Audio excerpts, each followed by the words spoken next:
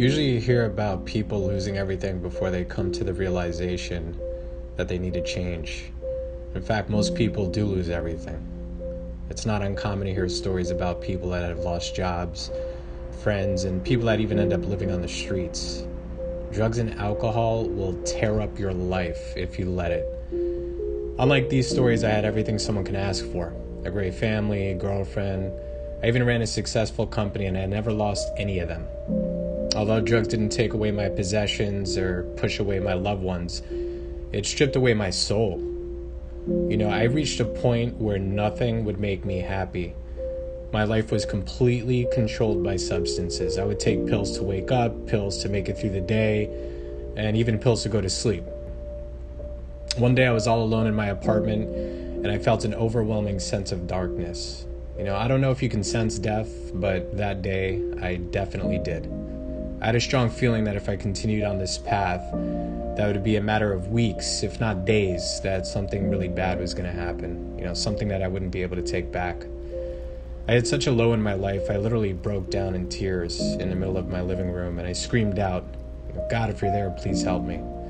And I've done that before, but this time I really meant it. A week later, I somehow ended up in a detox clinic and then rehab for about 30 days. One thing that rehab taught me was to have fun sober. I was getting high for such a long period of time that being sober actually felt different. It felt good. It was a feeling that I wasn't used to, and I started liking it. I began attending meetings, and I immediately felt like they were a crock of shit, to be honest with you. But I continued to go because people always said things like, keep coming back. So I did. Eventually I decided to get off my ass, and I asked an old NA vet of about 50 years to be my sponsor. I figured if anybody knew about the game, it would definitely be him. So we began to work on the steps. My whole outlook on life started to change.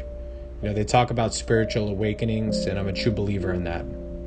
Today I've been sober for about 8 years. I spent a lot of my time helping other addicts and alcoholics. My relationships are better than ever. Business is good. And today I'm a proud father. And it's because I've been able to stay sober, work the steps, and most importantly, have gratitude for the fact that I'm still alive. It certainly wasn't an easy road, and taking the first step is always the hardest. But trust me that things get easier and eventually good. If you're watching this, I hope you take the first step, and I wish you the best on your journey.